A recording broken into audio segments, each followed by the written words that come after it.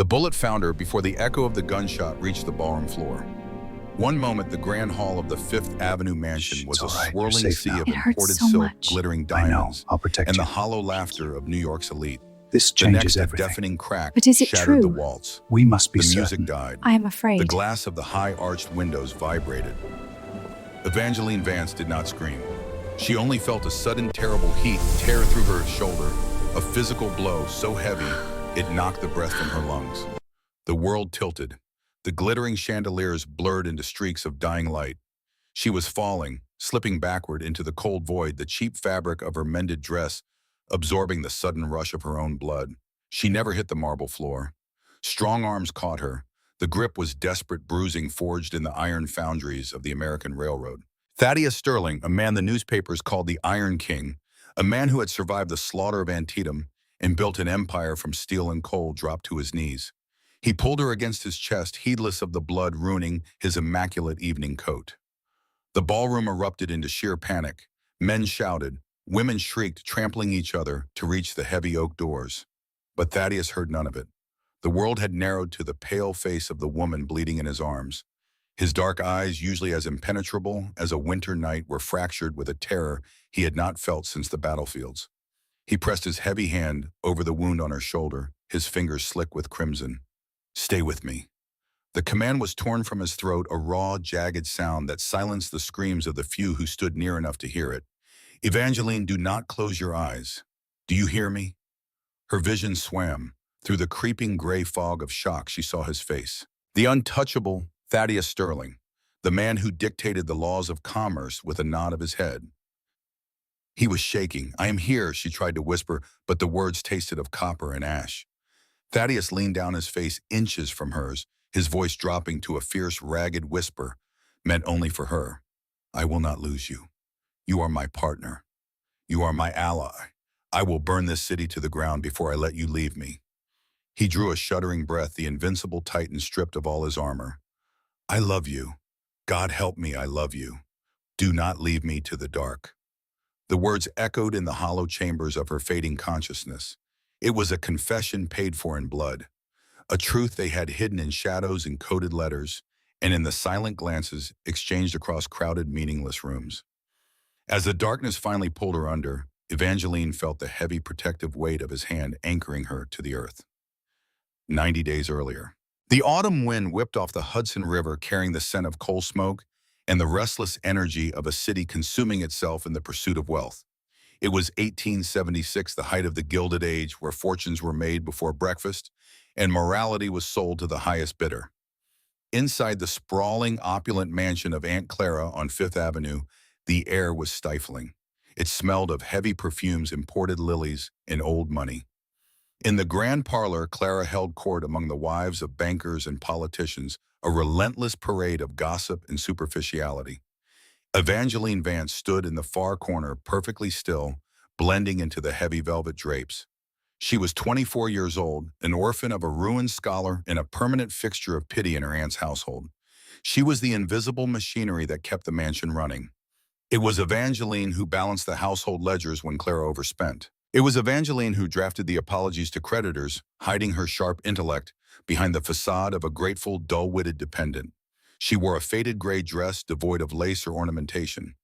It was a uniform of submission designed to make her unseen, and for 3 years she had perfected the art of disappearing. Men looked through her. Women used her as a footstool for their egos. It was a humiliating existence, but it was safe. In the shadows she could observe. In the shadows she could read. A heavy leather-bound volume was currently hidden behind the folds of her skirt. John Stuart Mill, Principles of Political Economy. She had stolen it from the locked library upstairs.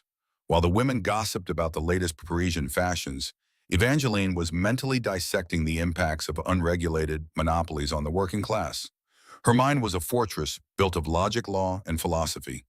It was the only thing they could not take from her. Across the city, in a mahogany-paneled boardroom overlooking Wall Street, Thaddeus Sterling sat at the head of a massive table listening to men talk about millions as if it were pocket change. He was 32, his dark hair touched with premature silver at the temples, a silent testament to the years he spent commanding artillery during the war. He possessed a rugged, unforgiving architecture to his face. He did not smile. He did not engage in the polite fictions of business. He dominated. He had built the Trans-Eastern Railway from the ashes of a bankrupt nation, laying thousands of miles of steel track through sheer force of will. But as he looked at the men around him, fat, complacent, driven by nothing but greed, he felt a profound, suffocating exhaustion. He had survived the war, but he had returned to a world that felt entirely hollow. There was no honor in this room. There was no intellectual rigor. There was only appetite. He signed the document pushed in front of him, sealing the fate of a smaller competitor. Will you be attending Senator Cornelius's gathering tonight? Mr. Sterling, one of the bankers asked, his tone dripping with sycophancy. It promises to be the event of the season. Thaddeus stood buttoning his tailored coat. His movements were precise, efficient. I will attend. The senator and I have a dispute regarding right-of-way legislation. I prefer to look a man in the eye when I dismantle his arguments. The room fell silent. Thaddeus walked out his cane, striking the floor with rhythmic military precision. He dreaded the evening. It would be another room filled with the same empty conversations, the same calculating mothers parading their daughters like prize cattle, the same political parasites looking for a handout. He lived in a crowded city at the pinnacle of power, and he had never been more entirely alone. The gathering at Senator Cornelius's estate was suffocatingly grand. Evangeline was present only because Aunt Clara required someone to hold her shawl and fetch her tea. Evangeline retreated to an alcove near the grand staircase, seeking refuge from the overwhelming scent of cigar smoke and expensive cologne. She pulled the small volume of philosophy from her pocket, tilting the pages toward the dim light of a gas sconce. For a few minutes she was free. She was lost in the elegant mathematical structure of the arguments tracing the lines of thought that govern the wealth of nations. Well, what do we have here? The voice was thick, arrogant, and slurred with bourbon. Evangeline looked up. Senator Cornelius stood blocking the alcove. He was a large man, his face flushed, his chest puffed out with the unearned pride of inherited wealth and political corruption. Behind him stood a small group of his sycophants, holding their drinks, waiting for a show. Evangeline quietly closed the book, keeping her face perfectly blank. Good evening, Senator. Cornelius snatched the book from her hands before she could pull it away. He squinted at the gold lettering on the spine. Mill Political Economy. He let out a loud braying laugh that drew the attention of the surrounding guests. The music seemed to lower in volume as people turned to watch.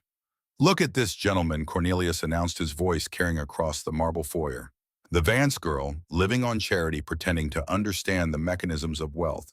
Tell me, my dear, do you find the chapters on capital accumulation comforting while you wear your aunt's cast-off rags?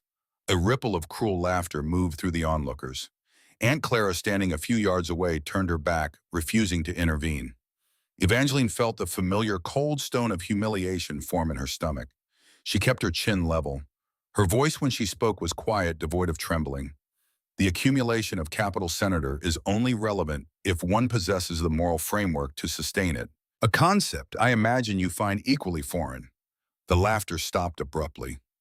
Cornelius's face darkened from red to a mottled purple.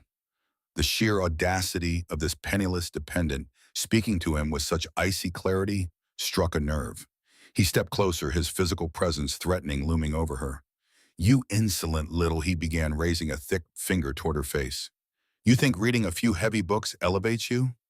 You are nothing, a ghost in this society. You contribute nothing, you own nothing, and your opinions are as worthless as the dress on your back. Tomorrow I will speak to Clara. We will see how long you enjoy reading when you are turned out onto the street. Evangeline braced herself. She had calculated the risk and paid the price. She would not lower her eyes. But before Cornelius could take another step, a voice cut through the heavy air. It did not shout, it did not raise its pitch, but it carried the absolute freezing authority of a loaded weapon. Senator. The crowd parted instantly. Thaddeus Sterling stepped into the alcove. He was a head taller than Cornelius, broad-shouldered, radiating a quiet, lethal calm. He did not look at the crowd. He did not look at Evangeline. He kept his dark, storm-gray eyes fixed entirely on the senator. I was under the impression, Thaddeus said, his voice a low, rhythmic rumble, that we were guests at a civilized gathering, not witnessing a public execution of manners. Cornelius swallowed hard, his bluster faltering in the face of a man who could bankrupt him before dawn. Sterling, this is a private matter. The girl was insolent. She is reading texts far beyond her station. Thaddeus finally turned his head. He looked at Evangeline. He took in the faded dress, the rigid posture, the absolute lack of fear in her eyes. He looked at the book clutched in Cornelius's sweaty hand. Beyond her station, Thaddeus repeated, turning back to the senator. He stepped forward, invading Cornelius's space, forcing the larger man to take a step back.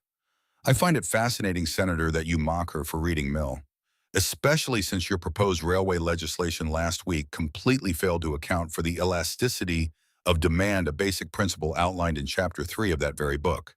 A collective gasp echoed from the onlookers. It was a brutal intellectual disembowelment delivered with surgical precision. Thaddeus did not stop. Perhaps if you spent less time mocking women who possess the intellect you lack and more time reading the books you confiscate your bills would not be laughed out of the Senate committee. Cornelius's mouth opened and closed like a dying fish. He shoved the book into Evangeline's chest and stormed away, his entourage scattering like frightened mice. The foyer fell into a stunned silence. Thaddeus turned back to Evangeline. For a long moment they simply looked at each other. He saw the sharp, unyielding intelligence behind her hazel eyes. She saw the heavy, exhausted burden of a man who fought his battles entirely alone. He offered his arm. The gesture was formal, rigid, with absolute respect. "May I escort you to a quieter room?" Miss Vance. Evangeline looked at his offered arm. The fabric of his sleeve was immaculate, dark and expensive. Taking it would mean stepping out of the shadows. It would mean being seen. She placed her small hand on his forearm. "Thank you, Mr. Sterling," she said quietly, "though I assure you I had the senator completely outmaneuvered." The faintest shadow of a smile touched the corner of Thaddeus's mouth. It was a rare, startling expression. "I do not doubt it," he replied, leading her away from the staring crowd. "But a good general knows when to deploy reinforcements." They walked in silence to the conservatory, the air growing thick with the scent of damp earth and orchids. Away from the prying eyes, Thaddeus released her arm and turned to face her. He studied her with the intensity of a man examining a complex legal brief. "You understand economic theory. I understand survival," Evangeline corrected smoothly. "Economics is simply the mathematics of survival on a larger scale." Thaddeus narrowed his eyes. Something clicked in his mind. Taillon. The precise phrasing, the cold, logical detachment. 3 weeks ago, he had read a blistering anonymous essay in the New York Tribune regarding the ethical failures of the federal anti-monopoly statutes. It had been written with a clarity and ruthlessness that he had admired. He had spent his lawyers trying to find the author, to hire them. He stepped closer. The essay in the Tribune, the one detailing the structural flaws of the Sherman proposals. That was you. It was not a question. It was a realization. Evangeline did not flinch. "A woman cannot publish such things under her own name, Mr. Sterling. Society prefers we occupy our minds with embroidery and piano scales. If they knew I possessed opinions on federal law, I would be deemed hysterical." Thaddeus stared at her. The silence stretched between them, heavy and vibrating with sudden tension. In a city of 1,000,000 souls surrounded by men of supposed genius, he had finally found a mind that matched his own, and it belonged to a penniless orphan in a faded dress. "It was brilliant," he said, his voice dropping an octave, losing its formal edge. "Your analysis of the tariff impacts on raw steel was flawless. You saw the market contraction 6 months before my own analysts did." Evangeline held his gaze. Her heart was beating a frantic rhythm against her ribs, but she kept her voice perfectly level. "Your analysts are paid to tell you what you want to hear, Mr. Sterling. I have no such luxury. I only see what is there." He took a slow breath, the air filling his chest. For the first time in years, the crushing weight of his empire felt slightly lighter. He bowed a deep, respectful incline of his head that he usually reserved for foreign dignitaries. "It is an honor to finally meet you, Miss Vance." 2 days later, the first letter arrived. It was not delivered by a courier. It was not sent through the post. It was placed precisely inside the pages of a copy of Locke's treatise in Aunt Clara's massive unused library. Evangeline found it when she went to dust the shelves, a chore she volunteered for simply to have access to the books. The paper was heavy cream-colored, carrying the faint watermark of the Sterling Corporation. The handwriting was dark, aggressive, and perfectly legible. "Miss Vance," I find my mind returning to our conversation in the conservatory. You stated that economics is the mathematics of survival. I counter that it is the architecture of power. Survival is the instinct of the prey. Power is the privilege of the predator. Yet I am surrounded by predators who lack the vision to build anything of lasting value. I enclose a draft of the new state legislation regarding freight taxation. My lawyers assure me it is airtight. I suspect they are lying to protect their fees. If you have the time, I would value the perspective of someone who sees only what is there. I await your thoughts. T.S. Evangeline read the letter 3 times. Her hands trembled not from fear, but from the sheer terrifying thrill of recognition. He was not treating her like a woman to be courted. He was treating her like an equal, a colleague, an intellectual partner. She walked to the heavy oak desk in the corner of the library. She pulled a sheet of plain cheap paper from the drawer, dipped a steel-nibbed pen into the inkwell and began to write. Mr. Sterling, your lawyers are indeed lying to you, or they are incompetent. Read Section 4, Paragraph 2. The language regarding interstate transport is deliberately vague. If you sign this, you grant the state the authority to tax your freight, not by volume but by estimated value, allowing corrupt assessors to bleed your margins dry at every county line. Power is only a privilege if it is absolute. This legislation makes you a tenant in your own empire. Strike the paragraph entirely. If they refuse, halt your trains at the state line for 48 hours. Let them see what happens to their markets when the steel stops moving. They will fold. E.V. She left the folded paper inside the locked volume. The next morning it was gone. Thus began the silent high-stakes partnership. It was a courtship not of flowers and whispered compliments, but of intellect, strategy, and unvarnished truth. They communicated exclusively through the hidden letters in the library. Evangeline learned that Thaddeus had bribed the head butler to ensure the drops were secure. It was a risk, an enormous breach of propriety, but neither could stop. The letters grew longer. They moved beyond business and law, delving into philosophy, history, and the deep enduring scars of their pasts. Evangeline Thaddeus wrote late one night, the ink slashing across the page with heavy pressure. I attended a board meeting today that lasted 6 hours. Men arguing over pennies while ignoring the foundation cracking beneath them. I looked at their faces and felt nothing but contempt. During the war, I commanded men who bled into the mud for a fraction of $1 a day, driven by duty. Now I am surrounded by cowards driven by comfort. You are the only person in this city whose mind I respect. When I read your letters, the noise stops. You are my quiet place. Evangeline read the words by the flickering light of a stolen candle in her attic room. She touched the paper, tracing the heavy stroke of his pen. She wrote back immediately, her heart pouring into the cheap paper. Thaddeus, do not mistake their comfort for safety. They are soft because you have built the walls that protect them. You carry the burden of command so they may have the luxury of ignorance. It is a lonely architecture, I know. I have spent my life building walls of invisibility to survive this house. We are both architects of our own isolation. But know this, you are not alone in the watchtower. I see the horizon exactly as you do. It was an admission of profound intimacy. She was not just advising the Iron King. She was standing beside him. The abstract connection solidified into absolute reality during the crisis of the Pennsylvania expansion. Thaddeus was attempting to acquire a critical stretch of track that would connect his steel mills directly to the eastern seaports. The opposing syndicate, backed by Senator Cornelius, had filed an injunction freezing the acquisition in federal court. Thaddeus's legal team was frantic, advising him to settle to pay an extortionate sum to make the problem disappear. He wrote to Evangeline a brief, frustrated note detailing the deadlock. Evangeline spent the entire night in the library poring over ancient volumes of property law, cross-referencing federal land grants from the 1850s. As the sun began to rise over Fifth Avenue, she found it. A forgotten maritime statute that classified the specific river crossing in question not as state land, but as a federal waterway, rendering the local injunction completely invalid.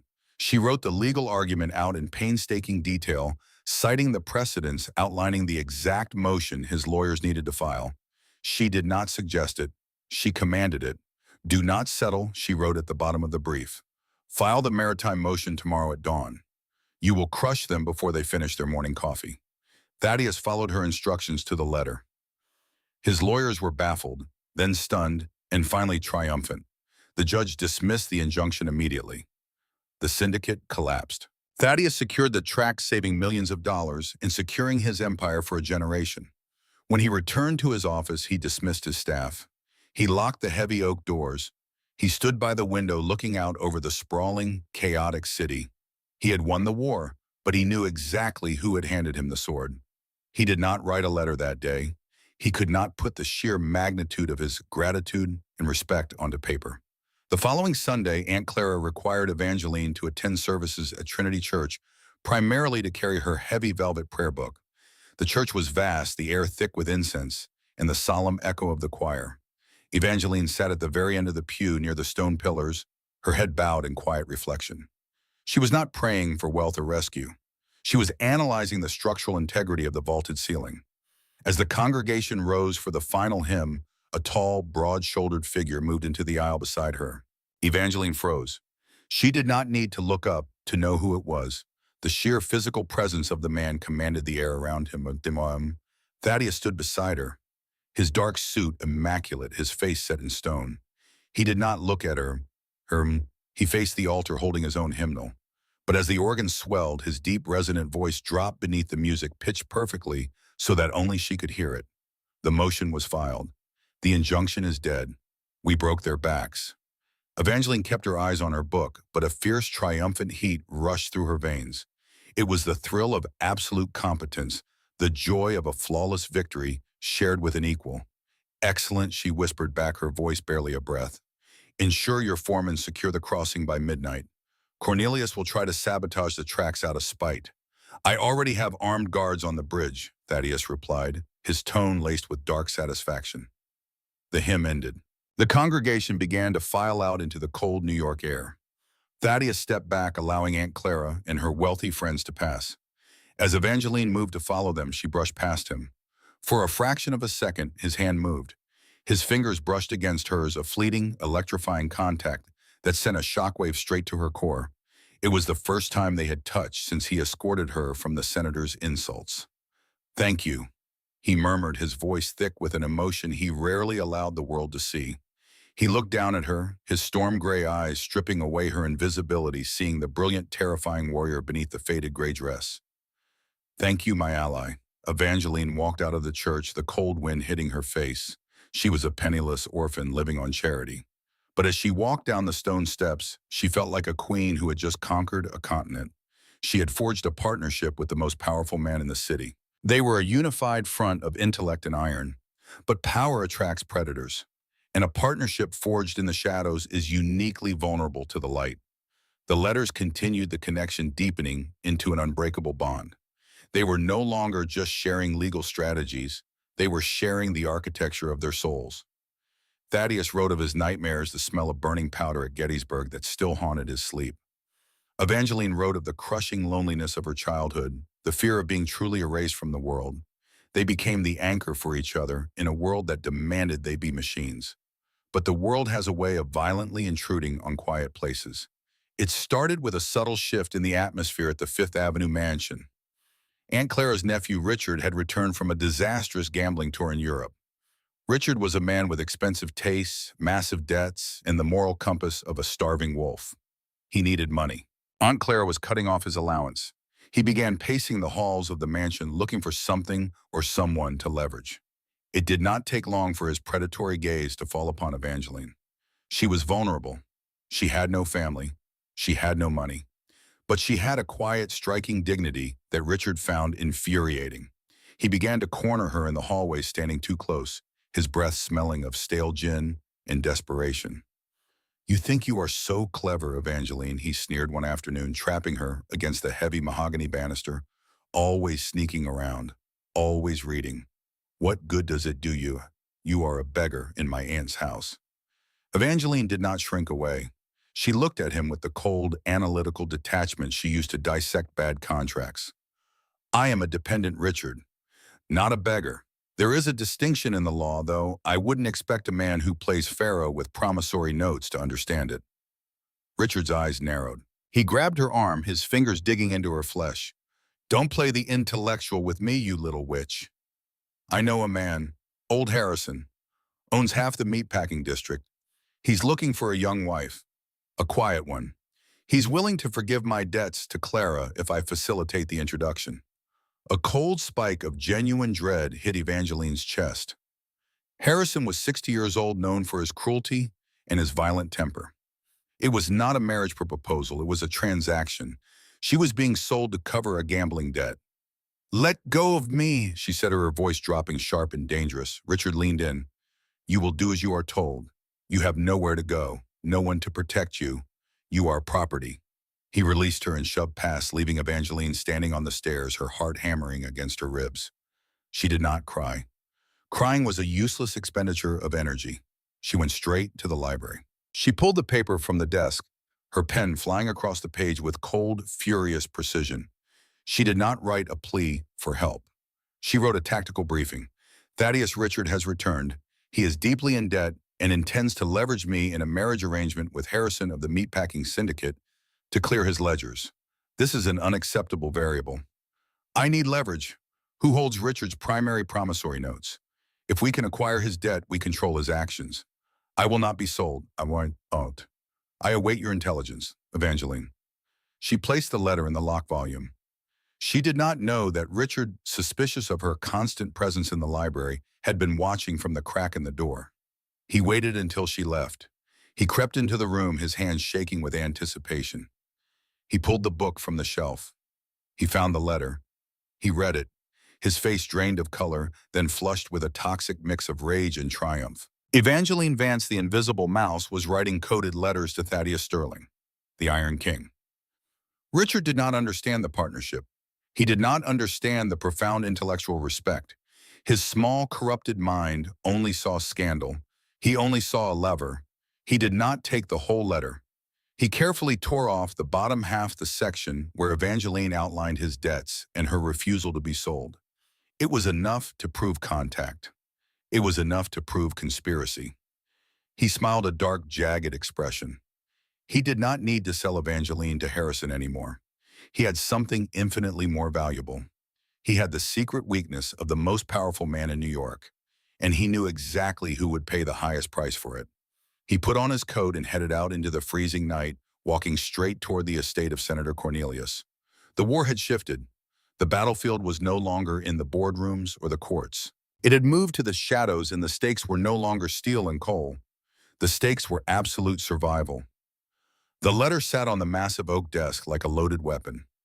Thaddeus Sterling did not read it sitting down. He stood by the arched windows of his Wall Street office, the gray light of a gathering winter storm washing over his sharp features.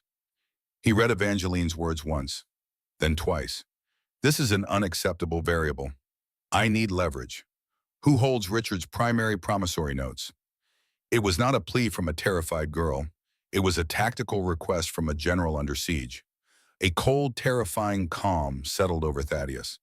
The Iron King did not feel anger. Anger was a useless, volatile emotion that clouded judgment. What he felt was an absolute glacial resolve. Richard Vance, a parasitic gambler with the moral weight of a drowning rat, had dared to threaten the one mine in New York that Thaddeus respected. He had dared to treat Evangeline as property. Thaddeus walked to his mahogany door and opened it. His chief of staff, a man who had served as his quartermaster during the bloodiest days of the rebellion, stood at attention. "I need the ledgers of every underground faro bank and private lending house. Below 14th Street, Thaddeus commanded, his voice perfectly level. "Locate the debt portfolio of Richard Vance. Do not negotiate. Buy the paper. All of it. Pay double the face value if you must, but I want every cent that man owes sitting on my desk by sunset." The machinery of the Sterling Empire ground into motion. It was a terrifying force to behold. While Richard Vance sat in a velvet-lined club drinking expensive bourbon on credit and congratulating himself on his newfound leverage, his financial execution was being drafted in ink and steel. By 4 o'clock in the afternoon, the sky over Manhattan had turned the color of bruised iron. Snow began to fall, dusting the cobblestones. Thaddeus sat behind his desk. Arranged before him was a stack of promissory notes, gambling markers, and defaulted loans. Richard Vance owed $90,000. In 1876, it was a sum that could buy a fleet of steamships. To a man with no income, it was a death sentence.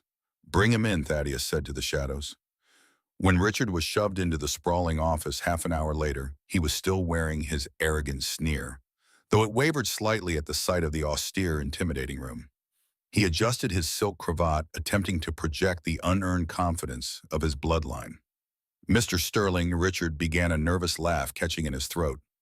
I must admit, I was surprised by the invitation. If this is about the rail shares... Aunt Clara, sit down. The command struck Richard like a physical blow.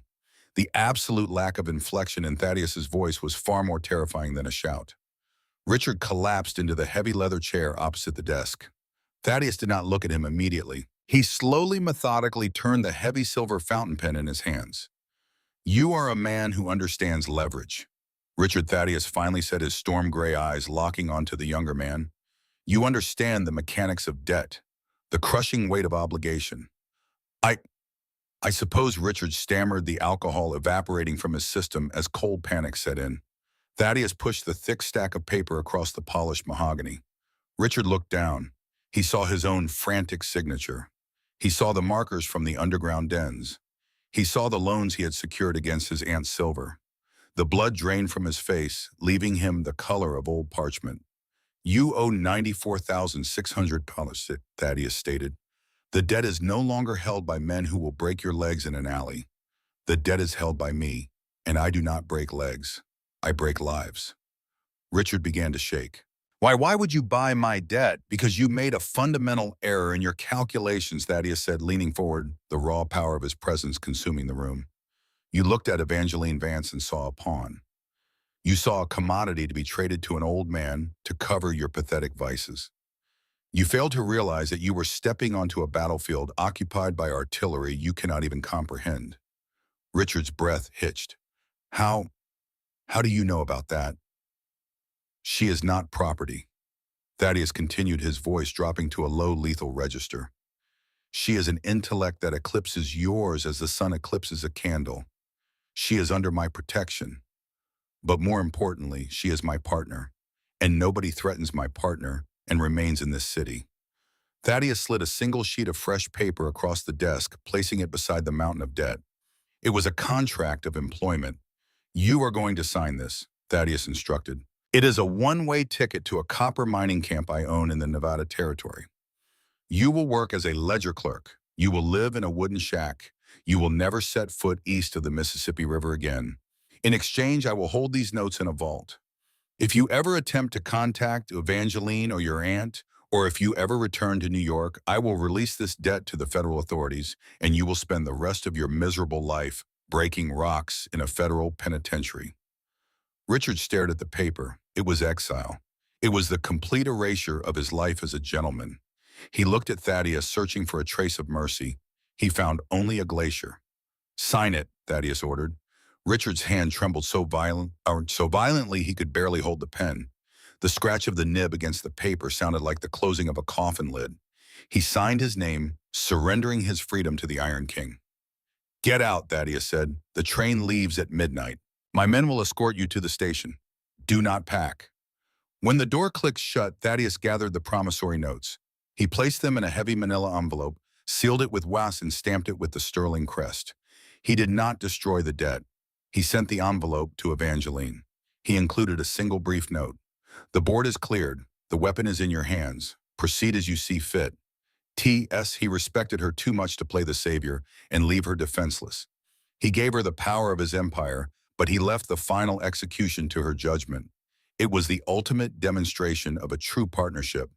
But victory in the high-stakes game of New York politics was rarely absolute.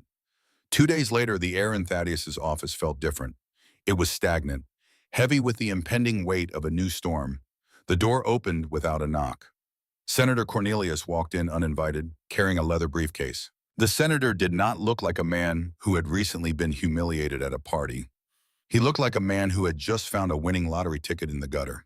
Thaddeus did not rise. He simply stared at the intruder. You are trespassing, Senator. Cornelius smiled, a greasy, satisfied expression that made Thaddeus's jaw tighten. I believe you will want to make time for me, Sterling.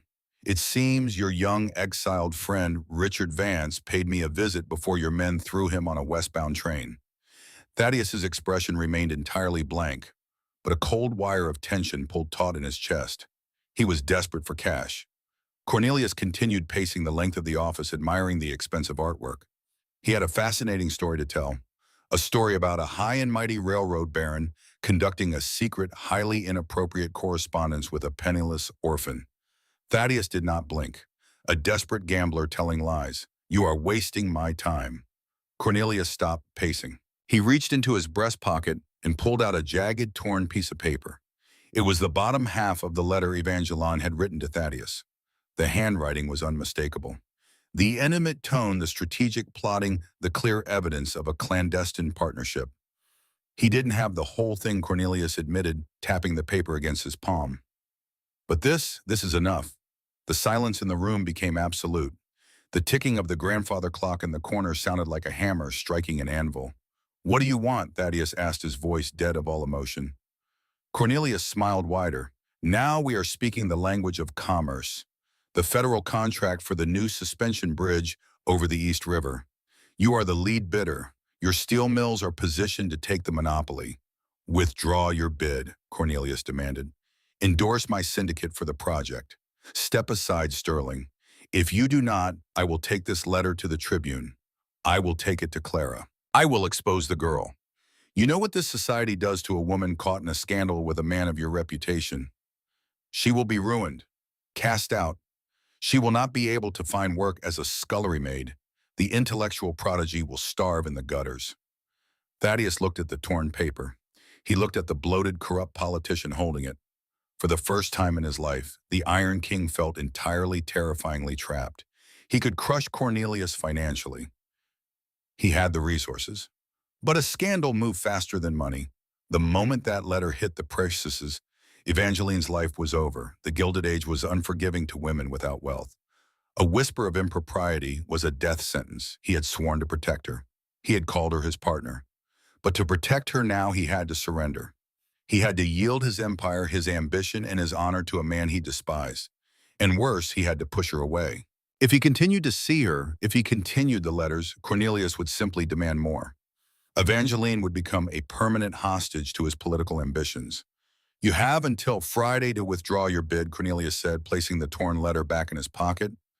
"Good day, Mr. Sterling." When the senator left, Thaddeus remained perfectly still. The shadows in the office lengthened, swallowing the light. He had survived the bloodiest battles of a fractured nation, but sitting in the heavy silence of his wealth, he had never felt so utterly defeated. For 3 days, the drop in the Fifth Avenue library remained empty. Evangeline checked it every morning before the household awoke. She checked it at noon while the servants were eating. She checked it and at midnight, her heart pounding against her ribs. Nothing. The silence was deafening. It was heavier than the insults of her aunt. It was colder than the winter wind rattling the window panes. She had received the envelope of Richard's debt. She had felt the immense, terrifying power of Thaddeus's protection. She knew he had not abandoned her out of cowardice. Something had gone wrong. On the evening of the third day, she found it. The heavy cream paper tucked deep inside the pages of Mill's treatise. Her hands shook as she broke the wax seal. She carried it to the small window of the library, reading by the pale light of the street lamps. "Evangeline, I have fought my entire life. I have fought for land, for steel, for the survival of a nation, and for the preservation of an empire. I have never surrendered a battlefield.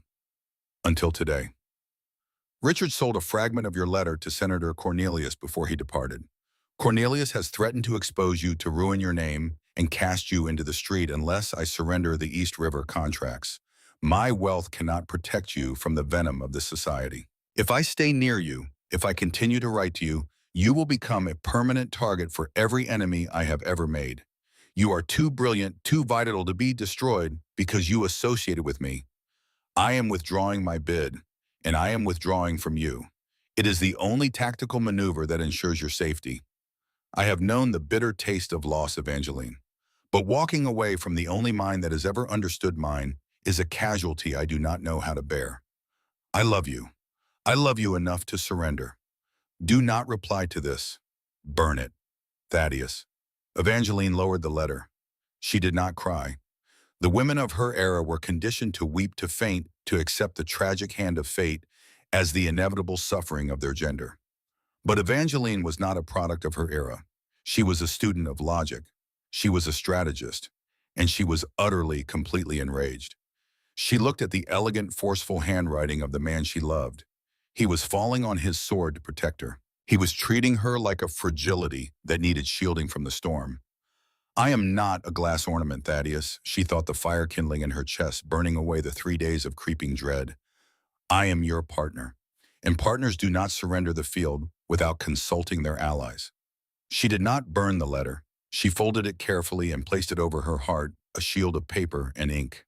If Senator Cornelius wanted a war of leverage, he was about to learn that he had targeted the wrong woman. Thaddeus played by the rules of honor and direct confrontation. Evangeline lived in the shadows, and she knew how to dismantle a house from the inside. She waited until the mansion was completely silent. The grandfather clock in the hall chimed 2 in the morning. Evangeline slipped out of her small room. She wore dark clothes, her footsteps silent on the thick Persian carpets. She bypassed the library and headed for the forbidden territory, Aunt Clara's private study. Clara's late husband had been a heavy political backer of Senator Cornelius. Evangeline, in her years of invisible servitude, had observed the hushed meetings, the exchange of heavy leather portfolios, the smug satisfaction of the political elite drinking Aunt Clara's whiskey. She knew there was a connection. She just needed the proof. The study door was locked. Evangeline reached into her pocket and produced a small iron hairpin. She had spent hours learning the mechanics of tumblers, a quiet rebellion against the locked doors of her life. She slid the pin into the keyhole, feeling the heavy brass mechanisms. With a soft click, the lock yielded. She slipped inside, closing the door behind her. She did not light a lamp. She used the ambient glow of the snow-covered street outside. She moved straight to the heavy iron safe in the corner. She knew the combination.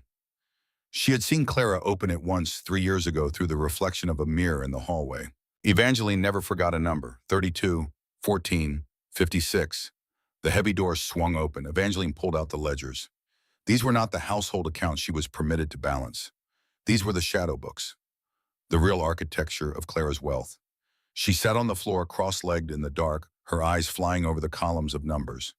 To an untrained eye, it was a mess of dates and banking jargon. To Evangeline, it was a symphony of corruption. She tracked the flow of capital. Large withdrawals from Clara's primary accounts funneled into a dummy corporation named the Hudson Integrity Trust.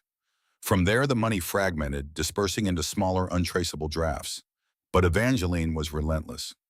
She cross-referenced the dates of the withdrawals with the dates of Senator Cornelius's major legislative victories. The pattern was undeniable. It was not just bribery. It was systemic, multi-year money laundering designed to buy federal votes using private wealth. She found the physical receipts, drafts signed by Cornelius's chief of staff acknowledging receipt of consulting fees from the Hudson Trust. It was a federal crime. It was a hanging offense in the court of public opinion. It was absolute nuclear leverage. Evangeline carefully extracted the 3 most damning pages from the ledger. She took the receipts. She placed them in a leather folio. She closed the safe, locked the door, and returned to her room. The sky was beginning to lighten, painting the New York skyline in shades of bruised purple and gold. Evangeline sat at her small, rickety desk. She took out a fresh sheet of paper. She did not write a long, emotional declaration. She wrote with the precision of a commanding officer issuing orders to the front line. Thaddeus, when I received your letter of surrender, I rejected entirely.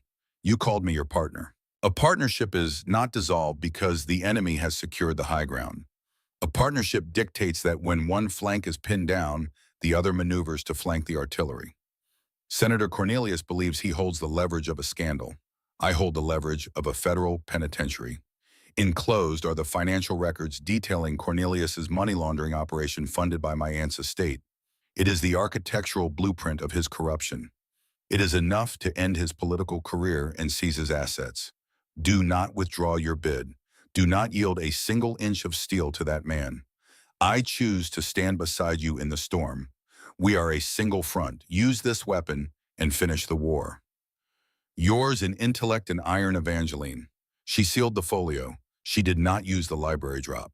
This was too important. She walked down to the servants' quarters, found the young bootblack who ran errands for the household, and pressed a silver dollar into his hand, a fortune she had saved for a year.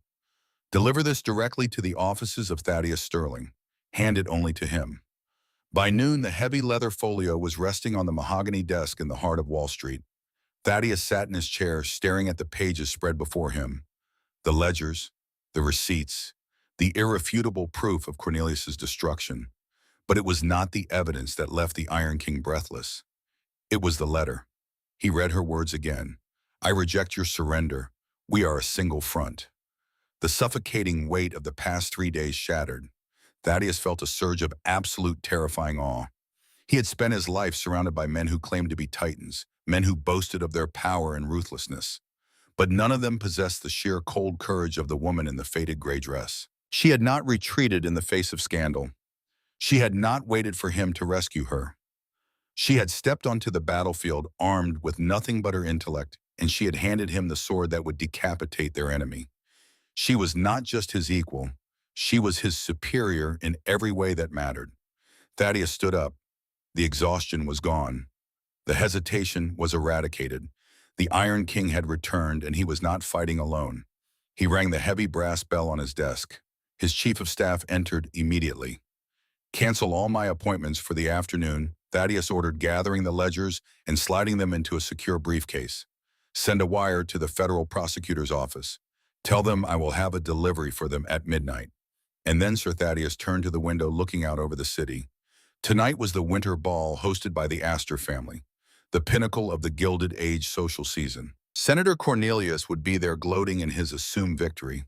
Aunt Clara would be there, and Evangeline would be there hiding in the shadows holding the cloaks of the women who despised her. Then Thaddeus said, his voice dropping to a low, rhythmic cadence that promised absolute destruction. I prepare for the ball. The war ends tonight. In the sprawling mansion on Fifth Avenue, the afternoon was a flurry of chaotic preparation. Seamstresses adjusted silk gowns. Maids scurried with hot water and curling irons. Aunt Clara paced the halls under barking orders, desperate to ensure her appearance at the winter ball would secure her position in the social hierarchy.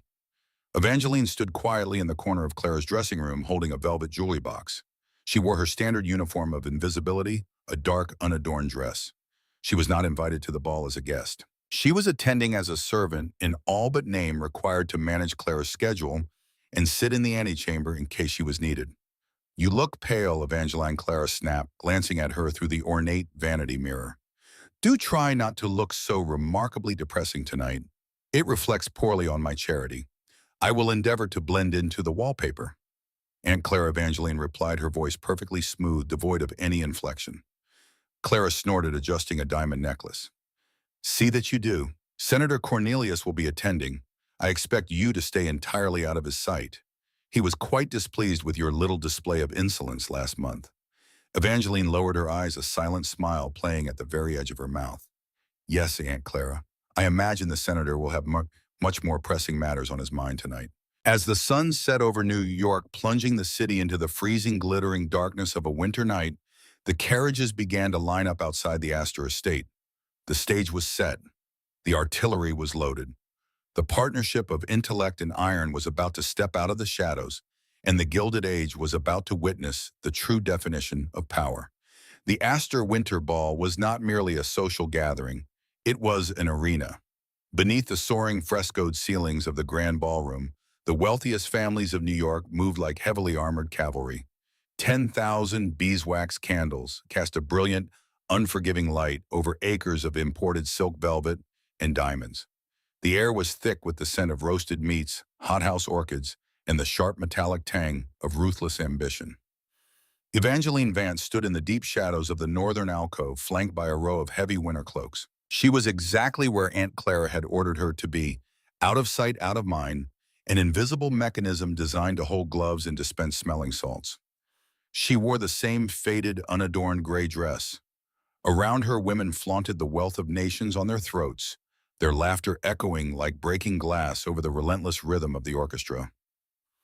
Evangeline did not watch the dancers. She watched the architecture of the room.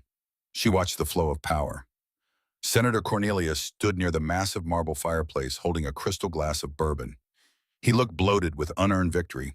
He was surrounded by his sycophants, laughing loudly, entirely unaware that the foundation of his life had already been dismantled. He believed he had cornered the Iron King. He believed he had won. Evangeline looked at the heavy brass clock above the doors. It was 10 minutes to midnight. The heavy oak doors of the ballroom swung open. The footman did not announce the arrival. He did not have to. A sudden, profound silence ripped through the room, starting at the entrance and spreading like a shockwave through the crowd. The orchestra faltered, the violins scraping to a disorganized halt. Thaddeus Sterling stepped into the light. He did not wear the ornate, decorative evening wear of the men around him. He wore a stark, impeccably tailored suit of pitch-black wool. He moved with the heavy, rhythmic grace of a man who commanded armies and built empires from the earth. His face was carved from granite. His storm-gray eyes were terrifyingly blank. The sea of the New York elite parted before him. No one spoke. No one dared to catch his eye. Thaddeus did not look for the host. He walked in a straight, uncompromising line toward the marble fireplace. Senator Cornelius saw him coming. The politician's arrogant smile froze, then slowly collapsed. A bead of sweat broke out on his forehead, catching the candlelight. Cornelius straightened his spine, attempting to project authority, but beside the sheer kinetic mass of Thaddeus Sterling, he looked like a crumbling statue. Thaddeus stopped 2 feet from the senator. The silence in the room was absolute. Hundreds of eyes watched, holding their breath. "Good evening, Sterling," Cornelius managed to say, his voice lacking its usual thunder. "I see you received my terms. I assume you have come to formally concede the East River bid." Thaddeus did not raise his voice. He did not need to. The low, gravel-edged baritone carried perfectly in the quiet room. "I do not concede. I do not negotiate with parasites." Cornelius's face flushed a deep, dangerous red. He leaned in, his voice, dropping to a harsh, desperate whisper, meant only for Thaddeus. "You are a fool. You know what I hold. Tomorrow morning the Tribune will print the story. I will ruin the girl. I will ruin you. You hold nothing." Thaddeus replied, his voice devoid of all emotion. His eyes bored into the senator, stripping away the man's bravado down to the terrified core. At this exact moment, federal marshals are removing the ledgers from the Hudson Integrity Trust. They have the receipts. They have the routing numbers. They have the sworn testimony of your clerks, whom I bought 3 hours ago. Cornelius stopped breathing. The glass of bourbon slipped from his hands, shattering on the marble floor. The sharp crack echoed through the ballroom like a gunshot. "Your syndicate is bankrupt." Thaddeus continued, delivering the execution with surgical precision. "Your assets are frozen.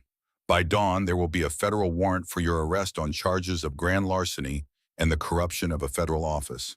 You are finished, Cornelius. You have nothing left to leverage." Cornelius opened his mouth, but no sound came out. He looked around the room at the hundreds of wealthy men and women who just moments ago had sought his favor. They were already stepping back. They smelled the blood in the water. "You cannot do this." Cornelius choked out, his hands trembling violently. "It is already done," Thaddeus said. He turned his back on the ruined man. He did not look at him again. Thaddeus began to walk across the ballroom floor. He ignored the whispers that were beginning to erupt like wildfire. He ignored the desperate, grasping hands of the bankers trying to catch his attention. He walked directly toward the northern alcove, toward the shadows. Aunt Clara, standing near the punch bowl, saw the trajectory of his path. Her eyes widened in absolute horror. She stepped forward, attempting to intercept the most powerful man in America. "Mr. Sterling?" Clara began, her voice a shrill note of panic. "There is nothing in that corner but the servants' cloaks." "If you require," Thaddeus did not even break his stride. He stepped around her as if she were a piece of discarded furniture. He stopped at the edge of the shadows. Evangeline stepped forward into the light. The faded gray dress absorbed the brilliance of the chandeliers, a stark, defiant contrast to the shimmering wealth around them. She did not lower her eyes. She stood with the quiet, unyielding dignity of a queen. Thaddeus looked down at her. The terrifying glacial mask he had worn for the world melted away, leaving only the profound, exhausted reverence of a man who had finally found his home. "I received your counteroffer, Evangeline," he said, his voice dropping to a rough, intimate timbre. "And your assessment of the strategy," she asked, her heartbeat thundering against her ribs. "Flawless, as always." Thaddeus slowly extended his hand, palm up, offering it to her in front of the entire staring, whispering hierarchy of New York society. "It is time we conduct our business in the light. Come with me." Evangeline looked at his broad, calloused hand. It was the hand that had built a nation. It was the hand that had defended her honor. She placed her fingers in his. His grip was warm, solid, and utterly secure. He drew her out of the shadows. He placed her hand on his arm, standing shoulder to shoulder with the penniless orphan declaring to the world that she was his equal. But a dying predator is the most dangerous beast in the forest. Across the room, Senator Cornelius realized he was entirely destroyed. His money, his reputation, his freedom, and all of it evaporated. He looked across the sea of faces and saw the architect of his ruin standing with the girl he had tried to crush. A black, suffocating rage consumed his mind. He had planned for the possibility of resistance. He had paid a Pinkerton dropout a small fortune to stand on the second-floor gallery, instructed to ensure that if Cornelius fell, the Iron King would not live to claim the throne. Evangeline's mind was trained to observe the anomalous, to find the flaw in the contract, to spot the irregularity in the ledger. As they turned to walk toward the grand doors, her eyes swept the upper gallery.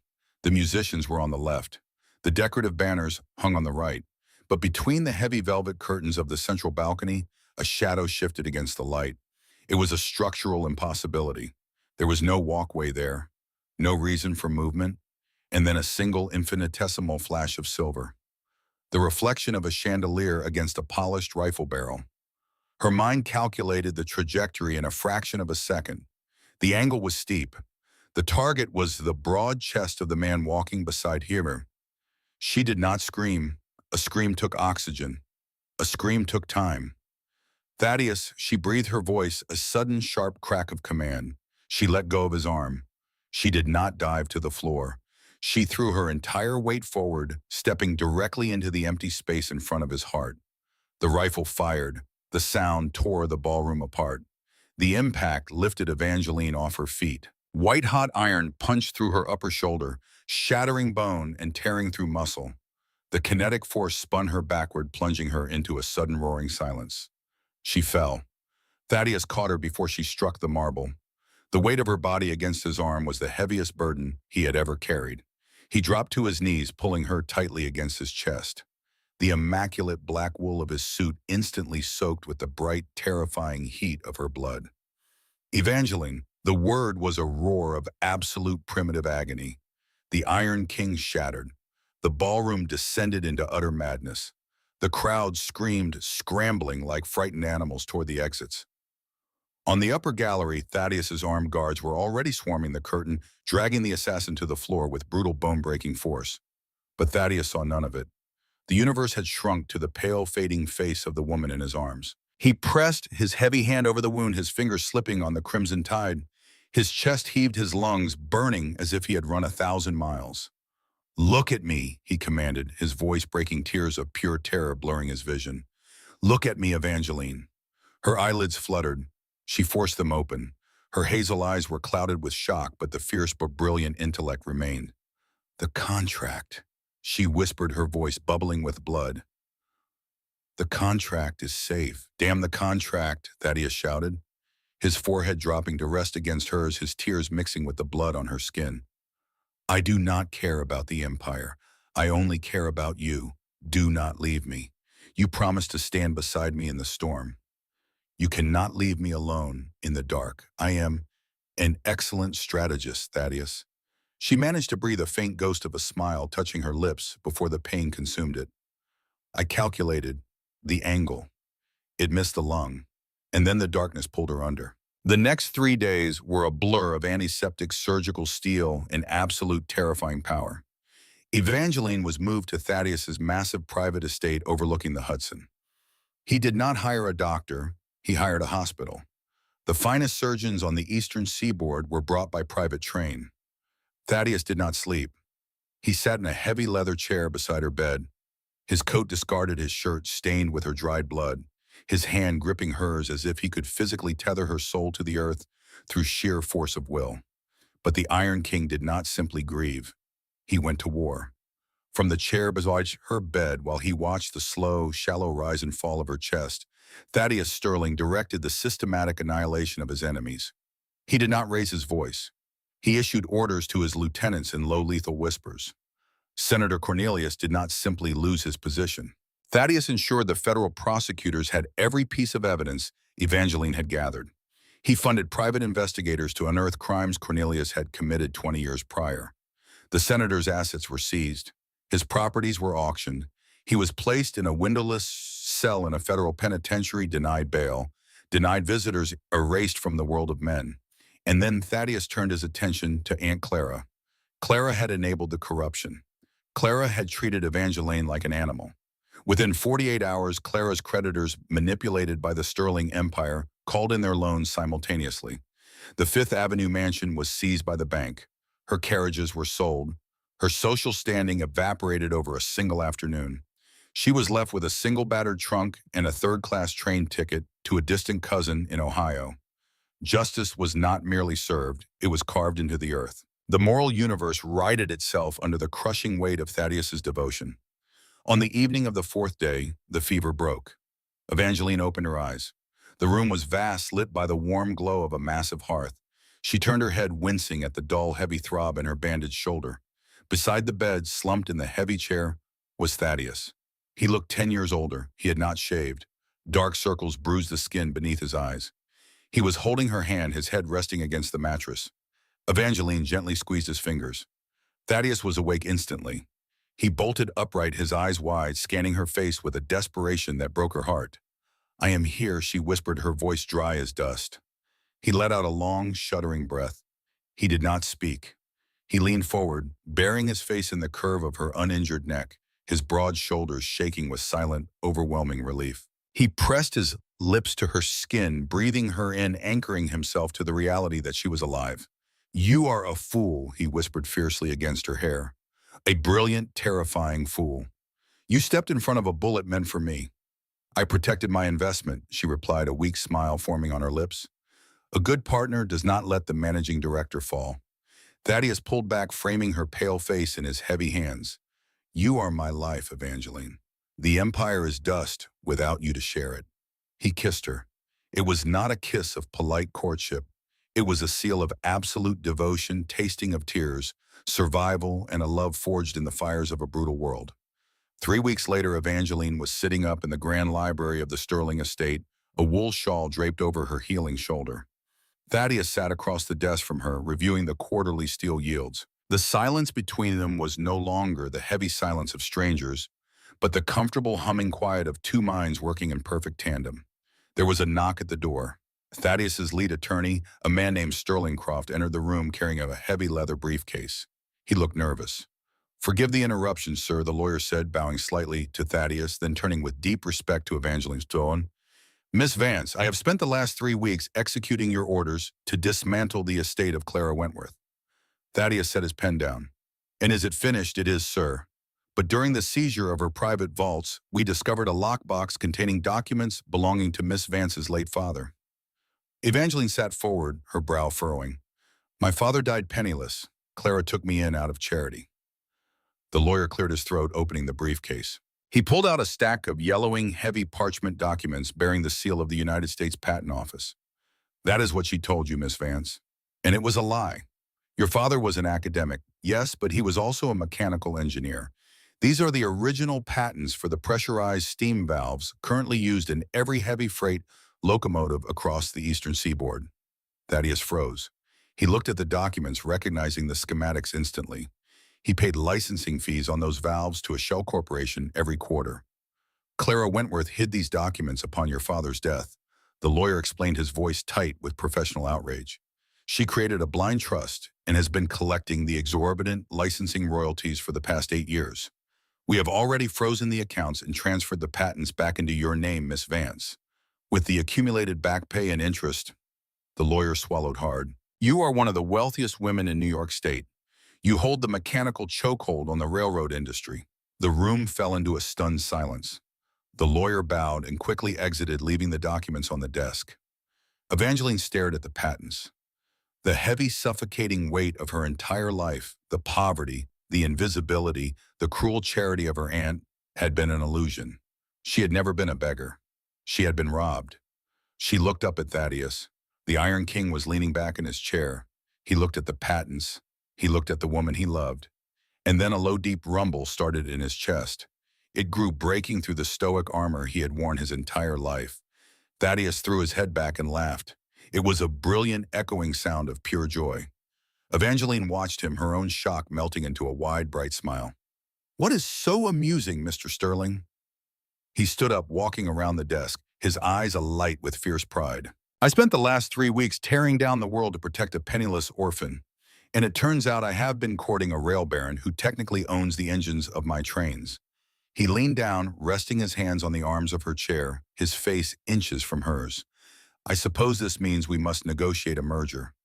My terms will be exceptionally steep, she whispered, reaching up with her good arm to pull him down by his lapels.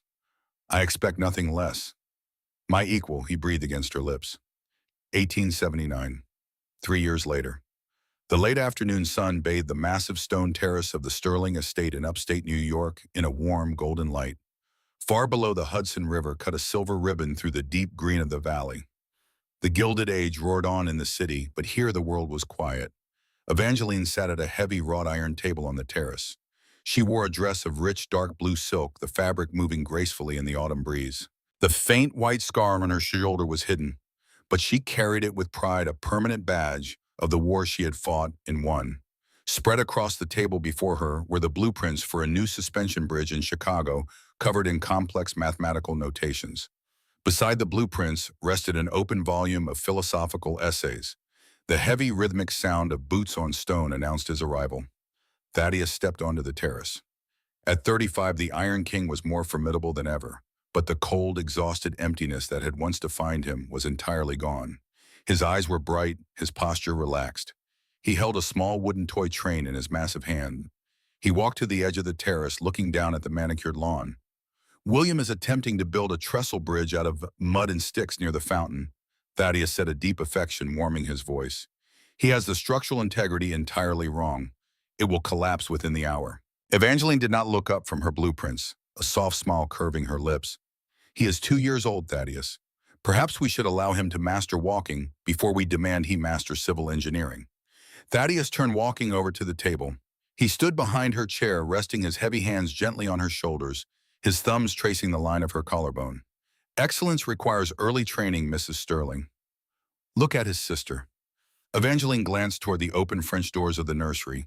Inside, sitting on a thick rug, their infant daughter Clara, named ironically to reclaim the word from the ashes of the past, was aggressively chewing on a leather-bound copy of Locke.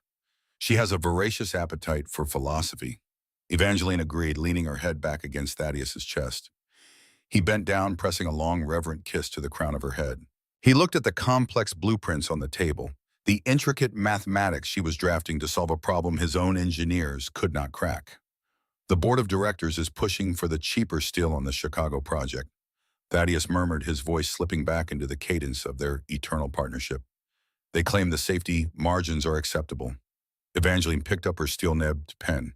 She crossed out a line of numbers with a sharp, decisive stroke. The board of directors only calculates the risks to their dividends. They do not calculate the cost of human life. The cheaper steel will buckle under winter ice loads. Veto the motion. Tell them we build it with the Bessemer process or we do not build it at all. Thaddeus looked at the firm, unyielding stroke of her pen. He felt the familiar, thrilling surge of respect and absolute devotion. She was not just the mother of his children. She was the architect of his conscience. She was the vanguard of his empire. I will issue the veto in the morning, he agreed softly. He pulled a chair out and sat beside her, the most powerful man in the nation, completely at peace in the quiet orbit of his wife's intellect. The sun began to dip below the horizon, casting long shadows across the stone. They sat together in the fading light, two minds forged in the cold fires of a ruthless world, bound together by an unbreakable vow. The empire they had built was vast, wrought of iron and steam. But the true legacy they left behind was not written in steel or ledgers. It was written in the quiet, enduring strength of their partnership, a testament to the undeniable truth that the greatest power in the world is not commanded by fear, but shared by equals.